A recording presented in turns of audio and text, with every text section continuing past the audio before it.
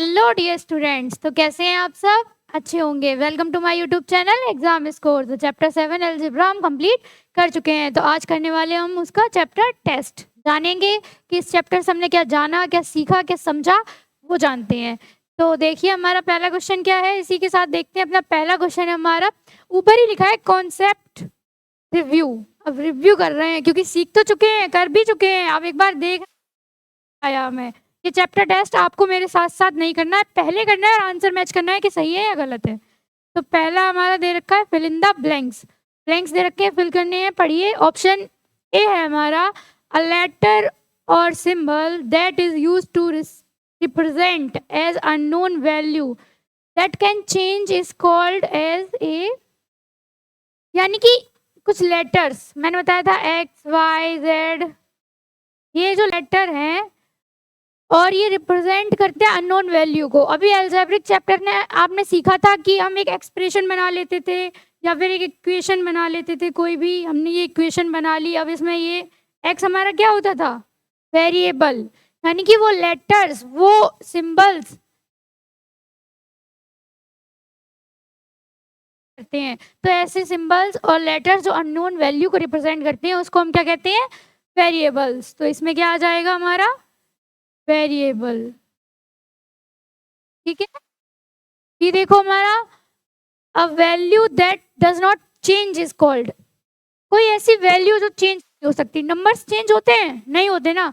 Numbers को हम क्या कहते हैं? कांस्टेंट। तो जो वैल्यू चेंज नहीं हो सकती, एक डेफिनेट वैल्यू है, उसको हम क्या कहते हैं? कांस्टेंट। कांस्टेंट।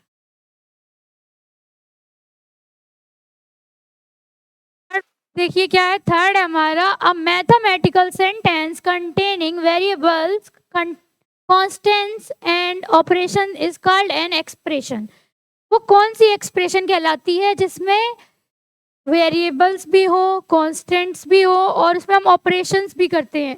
तो वो हमारी जाहिर सी बात है, अभी अलजेब्रा चैप्टर सीख रहे थे तो कौन सी एक्सप्रेशन होती है हमारी?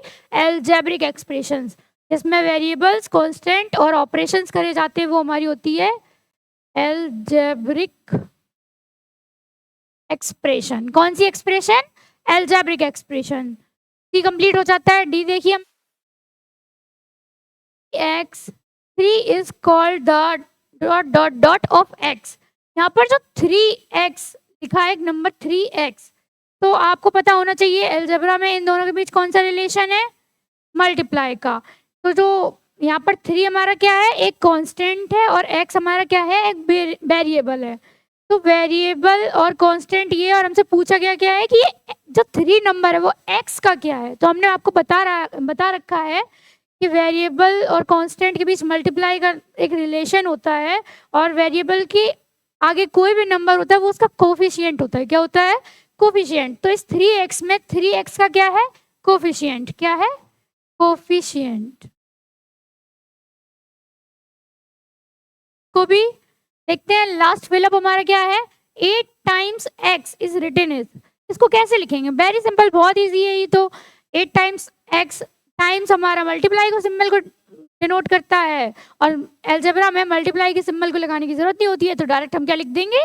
8x। तो ये वाला फिलअप भी कंप्लीट हो जाता है। ऐसे क्वेश्चन नंबर फर्स्ट हमारा कंप्लीट हो गया। देखते हैं क्वेश्चन नंबर सेकंड हमारा क्या है। क्वेश्चन सेकंड हमारा, मैच द फॉलोइंग। मैचिंग है, इनको भी करते हैं। Start the number n। इसमें सब में जो इट जो दे रखा है, इसकी जगह कौन सा नंबर बता दिया उसने? n। पहले ऊपर ही बता दिया, बार बार लिखने की जरूरत नहीं है। तो लिख दिया है increase it by 7। Increase, increase, decrease, ये सारे वर्ड्स जो हैं कौन से सिंबल्स को रिप्रेजेंट करते हैं? इंक्रीज करता है हमारे प्लस के सिंबल को, यानी कि इंक्रीज इट बाय 7। इट की जगह हमारा n है, यानी कि n प्लस 7। इंक्रीज जो वर्ड है वो प्लस के सिंबल को डिनोट करेगा, तो इसको हम मैच कर देंगे फोर्थ से, n प्लस 7 से। बी हमारा है डिवाइड 10 बाई इट, यानी कि 10 में उसका डिवाइड। इट की जगह क्या है? n, यानी कि 10 में हमारा n का डिवाइड, यानी 10 अपॉन n, ये बनता है हमारा। देखिए कौन सा है ये हमारा? फिफ्थ। कर देंगे इससे मैच। लिखा है डिमिनिश इट बाय 5, यानी कि ने बताया था इंक्रीज्ड बाय डिक्रीज्ड बाय, उसमें ही एक वर्ड ये भी आता है डिमिनिश, ये इसका भी मतलब होता है, ये भी माइनस के सिंबल को रिप्रेजेंट करता है, यानी कि n से माइनस n-5। तो ये कौन सा है हमारा, ये है a, इससे मैच कर देंगे। ये आता है हमारा स्क्वायर। स्क्वायर हमने बताया किसी भी नंबर, किसी भी लेटर, किसी भी वेरिएबल की, किसी भी कांस्टेंट की पावर 2 कर देना, उसका स्क्वायर कर देना होता है। तो यहाँ पर n का स्क्वायर क्या है, n की पावर 2, ये हो गया हमारा n का स्क्वायर। ये देखिए डबल 8, यानी कि n को डबल करिए, डबल 8 कर दिया हमने 2n। आगे क्या है, देन सब्ट्रैक्ट 7। अब इसमें से 7 को सब्ट्रैक्ट कर देंगे फ्रॉम द रिजल्ट। रिजल्ट हमारा क्या आ गया, 2n - 7, तो ये हमारा थर्ड, इससे मैच कर देंगे। अब देखिए ऐसे करके हमारा क्वेश्चन नंबर 2 भी कंप्लीट हो जाता है। थर्ड देखते हैं हमारा क्वेश्चन,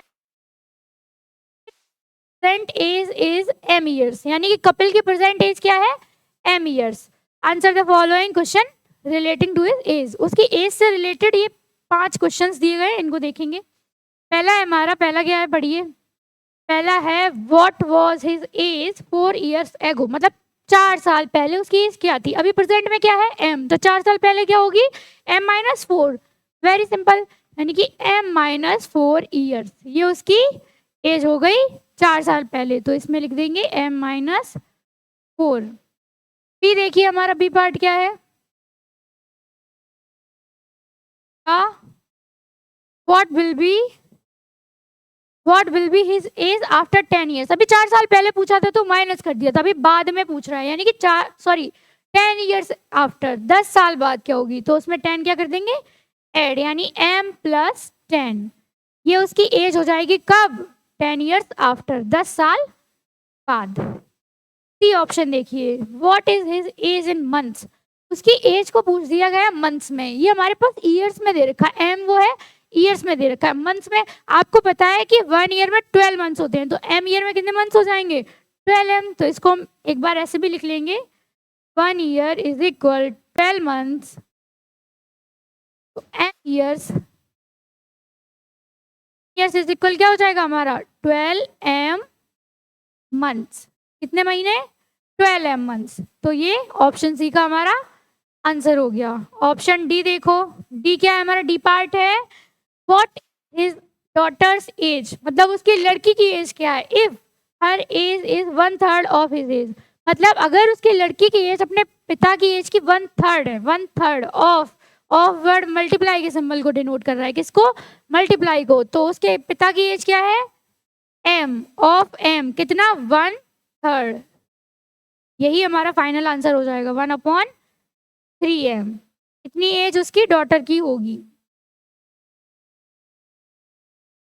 नेक्स्ट देखते हैं, लास्ट है हमारा ई क्या है हमारा, ई है what is his grandfather's age, अभी डॉटर की पूछी गई थी, अब पूछ दी गई है किसकी, ग्रैंडफादर की।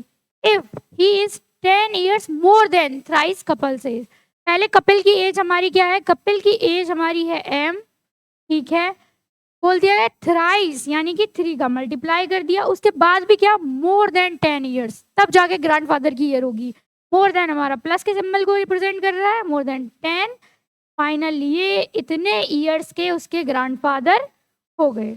लैंग्वेज को कन्वर्ट कर दिया हमने एक्सप्रेशंस में, इक्वेशंस में। फोर्थ क्वेश्चन देखिए, थर्ड हमारा इसी के साथ कंप्लीट हो जाता है, फोर्थ देखेंगे हम। क्वेश्चन नंबर 4 देखिए क्या है, write the following using numbers, letters, symbols और operation, state what each letter represent. A और बी पार्ट दे रखे हैं, कुछ लैंग्वेजेस लिखी हैं, इनको एक्सप्रेशन और इक्वेशंस में कन्वर्ट करना है, देखिए, और यूज करना है नंबर्स का, सिंबल्स का और लेटर्स का। पहला है हमारा 4 का ए पार्ट है, the diameter of a circle is twice its radius, यानी कि दिया गया है, तो डायामीटर को हम रिप्रेजेंट कर ले रहे हैं डी से, डायामीटर इज इक्वल डी मान रहे हैं, स्मॉल डी, और उसकी रेडियस को हम आर से कर दे रहे हैं, radius is equal small r कर दी हमने, ठीक है। अब बताया गया है the diameter of a circle is twice its radius, यानी कि जो डायामीटर है वो 2 गुना है, ट्वाइस है किसका, रेडियस का। जब डायामीटर रेडियस का ट्वाइस है तो हमें रेडियस को ट्वाइस करना पड़ेगा ना, दोनों साइड बैलेंस करने के लिए। अभी उसका बताने का मतलब ये है कि 2 डायामीटर है, किसके, रेडियस के बराबर नहीं, ये दुगना है, तो हम इसको करेंगे तभी तो बैलेंस होगा, ये तो इक्वल है ही नहीं, तो हम क्या लिखेंगे, diameter is equal twice radius. ये हमारा ऑप्शन ए इसका फाइनल आंसर हो गया। बी पार्ट देखो, बी क्या है हमारा, बी है फॉर्मूला,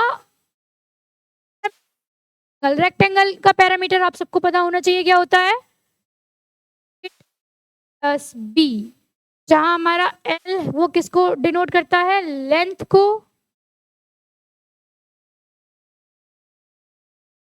लेंथ को, एंड बी जो है वो हमारा ब्रेड्थ को बर्थ को, लेंथ और बर्थ, ये हमारा क्या है, पैरामीटर है रेक्टेंगल का। तो ऐसे करके हमारा क्वेश्चन नंबर 4 भी पूरा कंप्लीट हो जाता है। देखिए क्वेश्चन नंबर 5 क्या है हमारा, क्वेश्चन नंबर 5 है if t plus 20 find the value of minus 3t plus 1। दे रखी है हमें इक्वेशन, दे रखी है t plus 7 is equal minus 20, और पूछ क्या लिया है हमसे, क्या फाइंड करो, minus 3t plus 1 is equal क्या होगा। तो पहले तो t की वैल्यू फाइंड करेंगे, सॉल्व कर लेते हैं इसको, very simple, t is equal plus का 7 कन्वर्ट कर दो माइनस के 7 में, यानी t इज इक्वल माइनस का 27। अब इसमें वैल्यू रख देंगे, रख दीजिए, माइनस 3 मल्टीप्लाई माइनस का 27 प्लस 1 कर देंगे, मल्टीप्लाई करिए इसका, माइनस से माइनस प्लस हो जाएगा, माइनस माइनस का मल्टीप्लाई प्लस में कन्वर्ट हो गया, मल्टीप्लाई कर दीजिए,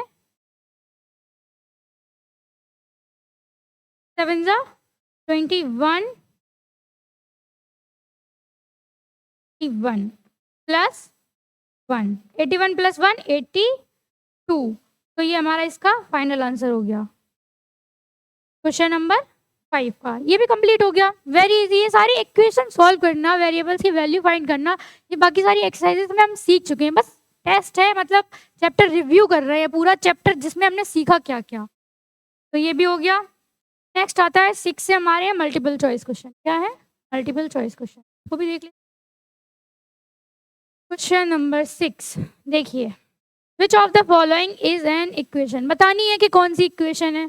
तो इक्वेशन पहली बात क्या होती है, इक्वेशन वो होती है जहां इक्वल में कोई ना कोई वैल्यू दे रखी हो और वेरिएबल की वैल्यू फाइंड करने का हमें एक वे दिया जाए, क्या वे, पहला हमारा दे रखा है x प्लस 5 इक्वल में कुछ नहीं है, ये तो इक्वेशन बनी ही नहीं है, x की वैल्यू कैसे फाइंड करेंगे, रास्ता ही नहीं है, तो ये हमारा गलत हो गया, इसमें भी नहीं है, ये भी गलत, ये भी गलत, लास्ट हमारा बचता है x माइनस 5 इज इक्वल 0, ये हमारी क्या है, एक इक्वेशन है, क्योंकि यहाँ से हम अपनी x की वैल्यू फाइंड कर सकते हैं, x इज इक्वल 5 हम तुरंत निकाल लेंगे, तो ये हमारी क्या है, एक इक्वेशन, यानी कि इसका हमारा हो जाता है डी पार्ट सही।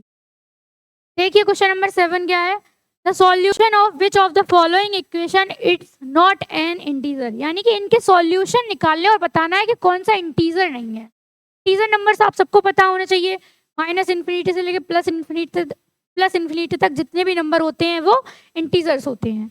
तो देखिए पहला सॉल्व करेंगे, इनको हमें सॉल्व कर करके पता करना पड़ेगा। पहला पार्ट इसका क्या है, x plus 2 is equal 9, x is equal 9 minus 2 is equal 7, ये एक इंटीजर है, मतलब ये ऑप्शन हमारा गलत हो जाता है। अगला देखिए b क्या है हमारा, x प्लस 7 इज इक्वल 3, यानी कि x is equal 3 minus 7, x is equal minus 4, तो ये ऑप्शन भी हमारा गलत हो जाता है क्योंकि ये भी एक इंटीजर है और उसने पूछा इंटीजर नहीं है।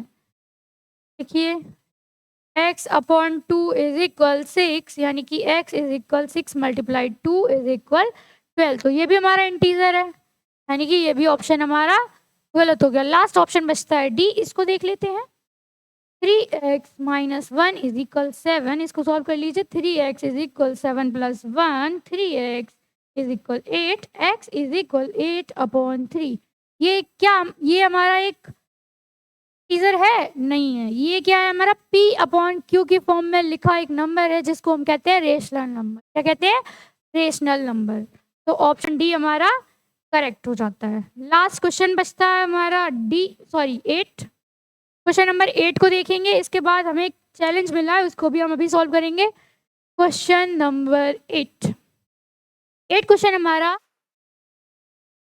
y is equal 12 not a solution, यानी कि y इज इक्वल 12 रखने पर LHS इज इक्वल RHS नहीं आता है। y इज इक्वल 12 एक इनमें से कौन सी इक्वेशन का ये सॉल्यूशन नहीं है, ये हमें बताना है। चलो देखें, इसमें भी हमें चारों ऑप्शंस के साथ छेड़खानी करनी पड़ेगी, पहले रख रख के देखना पड़ेगा, y की वैल्यू पुट करनी पड़ेगी, यानी कि y प्लस 18 इज इक्वल 30, रख दीजिए 12 प्लस 18 इज इक्वल 30, ऐड करिए 30 इज इक्वल 30, यानी कि ये तो सॉल्यूशन है, y इज इक्वल 12, ये इस इक्वेशन का सॉल्यूशन है। हमें क्या पूछा है, नॉट अ सॉल्यूशन, मतलब सॉल्यूशन नहीं है। दूसरा देख लीजिए 3y इज इक्वल 36, यहाँ पर भी रख लीजिए 12 इज इक्वल 36, 12 3 36 इज इक्वल 36, ये भी LHS इज इक्वल RHS हो गया, मतलब ये भी एक सॉल्यूशन है।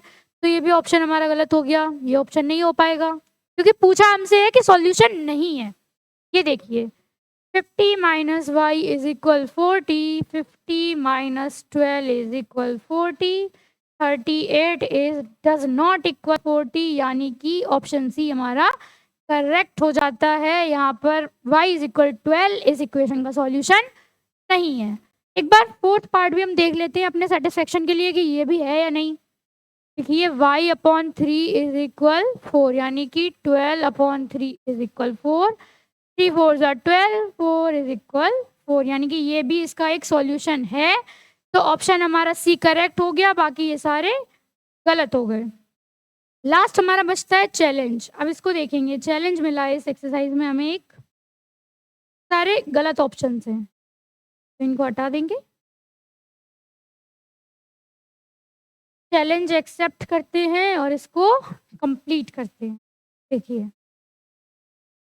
लास्ट है हमारा चैलेंज, क्या है, if x minus 2 is equal 2, लिखते जाएंगे x माइनस 2 इज इक्वल 2, ठीक है। देन दिया है y minus 7 is equal minus 12, okay. लिखा है 3z इज इक्वल 6, ठीक है, यहाँ भी ठीक है। अब पूछा क्या है, find the value of, value पूछ ली गई है हमसे 3x square z plus 5y minus 18, क्या दे दी गई है, ये एक इक्वेशन दी, इसकी वैल्यू हमसे पूछ ली गई है। इससे सबसे पहले क्या करना पड़ेगा, x y z तीनों की वैल्यू फाइंड करनी पड़ेगी। वो किससे करेंगे, इनसे। देखिए x माइनस 2 इज इक्वल 2, यानी कि x इज इक्वल 2, माइनस का 2 प्लस में convert, plus 2, x is equal 4, x की वैल्यू मिल गई। y की देखो, y minus 7 is equal minus 12, y is equal minus 12 plus 7, क्योंकि माइनस का 7 प्लस के 7 में कन्वर्ट हो गया, प्लस माइनस माइनस, माइनस का नंबर बढ़ा है यानी माइनस का 5 आ गया यहाँ पर भी।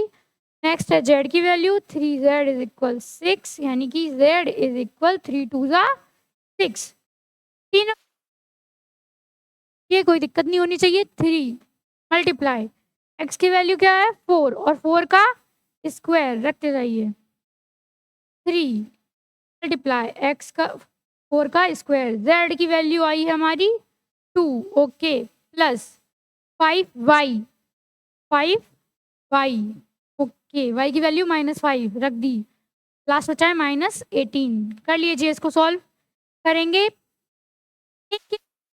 लेकर चलेंगे, एक साथ सारा नहीं करेंगे, आराम आराम से। 4 का हमारा स्क्वायर क्या हो गया 16, multiply 2 plus minus plus minus में कन्वर्ट हो जाएगा, 5 5 25 माइनस 18, ओके, मल्टीप्लाई कर लीजिए,